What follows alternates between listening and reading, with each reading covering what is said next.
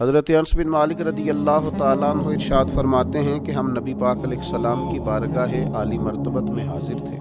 اچانک نبی پاک علیہ السلام نے مسکرانا شروع کیا، یہاں تک کہ میرے پیارے محبوب صلی اللہ تعالی علیہ وسلم کے مقدس دانت مبارک ظاہر ہو گئے۔ اور صحابہ فرماتے ہیں جب حضور مسکراتے تو دانتوں سے ایسا نور نکلتا تھا کہ مسجد نبوی شریف کی دیواریں بھی روشن ہو جاتی تھی۔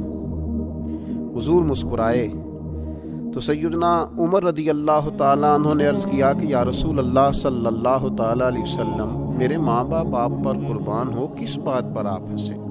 تو نبی پاک صلی اللہ تعالیٰ علیہ وسلم نے فرمایا، میرے دو امتی قیامت کے دن اللہ کی بارگاہ میں کھڑے ہوں گے اور ان میں سے ایک عرض کرے گا، یا اللہ، اس میرے بھائی نے مجھ پر ظلم کیا تھا، میرے اوپر اس نے جبر کیا تھا، تو مجھے اپنا حق اس سے لے کر دیا جائے۔ تو حضور علیہ السلام فرماتے ہیں اللہ تعالیٰ اس شخص سے فرمائے گا کہ اپنے بھائی کو اس کا حق دو۔ فرض کرے گا، مالک میرے پاس تو اب کوئی نیکی بچی نہیں، کہاں سے حق دو؟ تو اب وہ جو مدعی ہے، جو دعویٰ کر رہا ہے کہ میرا حق اس سے لے کے دیا جائے، وہ عرض کرے گا، مالک پھر میرے گناہ ہی اس پر ڈال دیے جائیں۔ حضور مسکرا رہے ہیں، جناب انس بن مالک فرماتے ہیں، لیکن اس بات پر آ کر حضور کی آنکھوں میں آنسو آ گئے۔ نبی کریم صلی اللہ تعالی علیہ وسلم فرمانے لگے، وہ بڑا ہولناک دن ہوگا قیامت کا۔ لوگ اس دن تلاش کریں گے کہ کوئی ایسا شخص ہمیں ملے، ضرورت محسوس کریں گے کہ جو ہمارا بوجھ اٹھائے۔ اب وہ شخص عرض کرتا ہے، مالک میرے پاس تو کوئی نیکی نہیں ہے، اور یہ کہہ رہا ہے میرے گناہ ہی اس پر ڈال دیے جائیں۔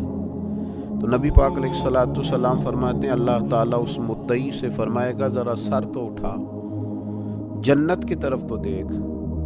تو وہ جنت کی طرف سر اٹھا کر دیکھے گا اور دیکھ کر عرض کرے گا، مالک میں ایک چاندی کا شہر دیکھ رہا ہوں جس میں سونے کا محل بنا ہوا ہے، ہیرے جواہرات سے مرصع ہے وہ محل۔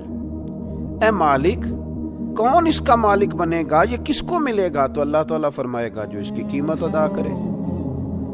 تو وہ عرض کرے گا، مالک اس کی قیمت کون ادا کرے گا؟ تو اللہ تبارک و تعالیٰ فرمائیں گے، تم بھی اس کا مالک بن سکتا ہے۔ تو بڑے تجسس سے، بڑے شوق سے عرض کرے گا، مالک میں کیسے مالک بن سکتا ہوں؟ تو اللہ فرمائے گا، تو اپنے بھائی کو معاف کر دے، میں تجھے اس محل کا مالک بنا دیتا ہوں۔ کر دے معاف اپنے بھائی کو، درگزر کر اپنے بھائی سے، بھول جا اس کی خطاؤں کو، کچھ دیر کے لیے چھوڑ دے جو اس نے غلطیاں کی، تو معاف کر دے اسے، اور میں اس محل کا تجھے مالک بناتا ہوں۔ نبی پاک صلی اللہ تعالی علیہ وسلم ارشاد فرماتے ہیں، وہ فوراً عرض کرے گا، مالک میں نے اپنے بھائی کو معاف کیا۔ تو اللہ تبارک و تعالی ارشاد فرمائے گا، اس کا ہاتھ پکڑ اور پھر اسے جنت میں ساتھ لے جا۔ جا، گویا میں نے اسے بھی جنت دی۔ یہاں شارحین حدیث نے لکھا ہے کہ یہ جس کو کہا جا رہا ہے کہ اس کو پکڑ کے جنت میں لے جا، اگرچہ اس سے غلطیاں ہوئی لیکن بعد میں اس نے توبہ سچی کی، اس نے اللہ کی بارگاہ میں گڑ گڑا کے معافیاں مانگی، اس نے کوشش کی حق ادا کرنے کی۔ لیکن اگر کچھ کمیاں رہ گئیں تو چونکہ سچا تھا، ادا کرنا چاہ رہا تھا، کچھ باتوں پہ پہنچ نہ سکا، تو آج اللہ تبارک و تعالی اس کی طرف سے لوگوں کو صلہ عطا کر رہا ہے۔ اللہ فرماتے ہیں، اس کا ہاتھ پکڑ اور جنت میں لے جا۔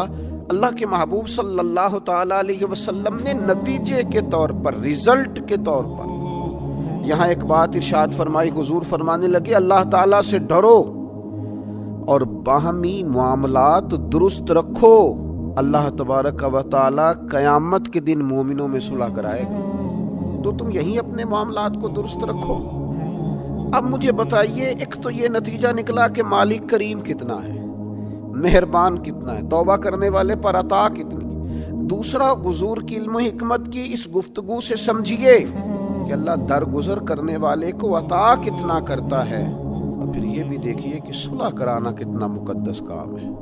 دو بھائیوں کو ملا دینا، قریب کر دینا، روٹھے ہوں کو ایک دوسرے کے قریب کرنا کتنا عظیم کام۔